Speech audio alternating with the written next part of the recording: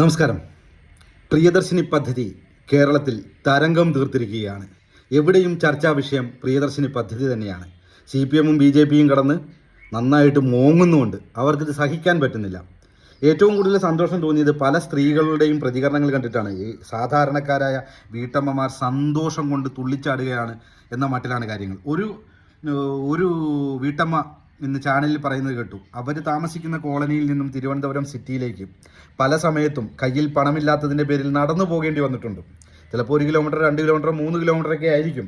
10-20 രൂപ മുടക്കാനില്ലാതെ വന്നതിൻ്റെ പേരിൽ അവർ പലവട്ടം നടന്നിട്ടുണ്ട്. അവർ പറയുകയാണ്, ഇനി മുതൽ എനിക്ക് അത്രയും നടക്കേണ്ടല്ലോ, ഞാൻ നടന്ന് കഷ്ടപ്പെട്ടിട്ടുണ്ട് ഒരുപാട്, ഇനി എനിക്കങ്ങ് കയറി ഇരുന്നാൽ മതിയല്ലോ. മറ്റൊരു അമ്മ പറയുകയാണ്, ആശുപത്രിയിൽ പോകാനൊക്കെ ആയിട്ട് പലപ്പോഴും ആശുപത്രിയിൽ ചെന്നാൽ സൗജന്യ മരുന്നാണ് കിട്ടുന്നത്, പക്ഷേ അവിടെ പോകാനായിട്ട് പലപ്പോഴും പണമില്ലാതെ വിഷമിച്ചിട്ടുണ്ട്. ഇനിയിപ്പോൾ ഒരു ആശുപത്രി കേസ് വന്നാൽ തന്നെ വണ്ടിയിലേക്ക് കയറി ഇരുന്നാൽ മതിയല്ലോ. മറ്റൊരു വീട്ടമ്മ പറയുന്നു, എൻ്റെ ദൈനംദിന ജീവിത ചെലവിൽ നിന്ന് മിച്ചം പിടിക്കുന്ന ഈ തുക എനിക്ക് മറ്റു കാര്യങ്ങൾക്ക്, ചിട്ടി പോലെയുള്ള കാര്യങ്ങൾക്ക് നിക്ഷേപിക്കാമല്ലോ എന്ന് സാധാരണക്കാരായ മീൻ വിൽപ്പനയ്ക്ക് വന്ന സ്ത്രീകളാണ് പറയുന്നത്. ഇത്തരക്കാരായ സാധാരണക്കാരായ വീട്ടമ്മമാർക്ക് വേണ്ടിയിട്ടാണ് UDF സർക്കാർ ഈ പദ്ധതി പ്രഖ്യാപിച്ചിരിക്കുന്നത്. അവരുടെ ജീവിതമാണ് മാറിമറിയേണ്ടത്. അപ്പോഴാണ് ഇവിടുത്തെ സംഘിണികളും കമ്മ്യൂണികളും ഒക്കെ കുറേ നാടകവുമായിട്ട് വന്നിരിക്കുന്നത്. അയ്യോ സൂപ്പർ ഫാസ്റ്റിൽ കൊടുത്തില്ലേ, അയ്യോ മിന്നൽ കൊടുത്തില്ലേ. അതൊന്നും ഇവിടുത്തെ സാധാരണക്കാരെ ബാധിക്കുന്ന കാര്യമല്ല. ഇവരുടെ ദൈനംദിന ജീവിതത്തെ മാറ്റിമറിക്കുന്ന ഒരു പദ്ധതിയാണ് പ്രിയദർശിനി പദ്ധതി. അത് ഓർഡിനറി സർവീസുകളിലാണ് നടക്കേണ്ടത്. 3000-ലധികം സർവീസുകളിൽ അത് നടക്കുകയാണ്.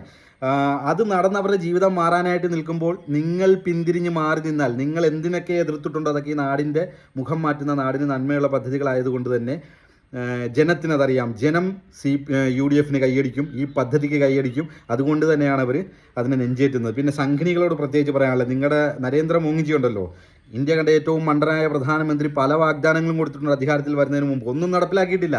അതിനൊന്നും പ്രതിഷേധം ഇല്ലാത്ത നിങ്ങൾ ഇവിടെ ഒരു പദ്ധതി നടപ്പിലാക്കുമ്പോൾ ബസ്സിലേക്ക് കയറി ചെന്ന് അടി കൊള്ളാതെ അവിടുന്ന് നിങ്ങൾ രക്ഷപ്പെട്ട ഭാഗ്യം. ജനം കൈവെക്കുന്ന സാഹചര്യത്തിലാണ് നിങ്ങൾ കോട്ടയത്ത് നിന്ന് ഇറങ്ങി ഓടേണ്ടി വന്നത്. അതിൽ കൂടുതൽ അതൊന്നും പറയാനില്ല. പിന്നെ വേറെ കുറേ കമ്പനികൾ, ന്യൂജൻ കമ്പനികൾ 9:30 ടിക്കറ്റ് മുറിച്ചു, അയ്യോ ഞങ്ങൾക്ക് ടിക്കറ്റ് എടുത്ത് പദ്ധതി പൊട്ടിപ്പോയി എന്നും പറഞ്ഞൊക്കെ ഇറങ്ങിയിട്ടുണ്ട്. ഒരു പദ്ധതി തുടങ്ങുകയാണ്, 9:30 ഉദ്ഘാടനം കഴിഞ്ഞു, ആ സിസ്റ്റം ഒന്നൊക്കെ റെഡിയായി. അതിനുശേഷം യാത്ര തുടങ്ങി കഴിയുമ്പോഴത്തേക്ക് 0 ബില്ലിങ്ങിലാണ് പോയിക്കൊണ്ടിരിക്കുന്നത്. അപ്പോൾ അതിനു മുമ്പ്, ഈ സിസ്റ്റം അപ്ഡേഷനൊക്കെ മുമ്പ് വന്ന് ടിക്കറ്റ് എടുത്ത് അയ്യോ എനിക്ക് ടിക്കറ്റ് അടിച്ചതെന്നും പറഞ്ഞ് നിങ്ങളൊക്കെ രംഗത്ത് വരുന്നുണ്ടെങ്കിൽ നിങ്ങൾ സ്ത്രീ സമൂഹത്തിന് തന്നെ അപമാനമാണ്. ഈ നാട്ടിലെ കോടിക്കണക്കിന് അല്ലെങ്കിൽ ലക്ഷക്കണക്കിന് വീട്ടമ്മമാർക്ക് പ്രയോജനം ചെയ്യുന്ന ഒരു പദ്ധതിക്കെതിരെ ഒരു നാണവും ഉളുപ്പും ഇല്ലാതെ അയ്യോ ഞങ്ങൾക്ക് ടിക്കറ്റ് 9:30 അടിച്ചതെന്നും പറഞ്ഞ് നിങ്ങൾ വരുന്നുണ്ടെങ്കിൽ നിങ്ങളുടെ ഉള്ളിലെ രാഷ്ട്രീയം കൊണ്ടാണ്. നിങ്ങൾ അത്രയും തരംതാണ രാഷ്ട്രീയം കളിക്കുന്നവരായതുകൊണ്ടാണ്. നിങ്ങളെ കൊണ്ടൊന്നും ഈ പദ്ധതിയെ ഇല്ലായ്മ ചെയ്യാൻ കഴിയില്ല. ശക്തമായ ജനകീയ പദ്ധതിയുമായിട്ട് UDF ലോഞ്ച് ചെയ്ത് കഴിഞ്ഞിരിക്കുന്നു. നാടെങ്ങും തരംഗം തീർത്തിരിക്കുകയാണ്. കരച്ചിലുകൾ തുടരുക. ഇനിയും മികച്ച പദ്ധതികളുമായി UDF മുന്നോട്ട് വരിക.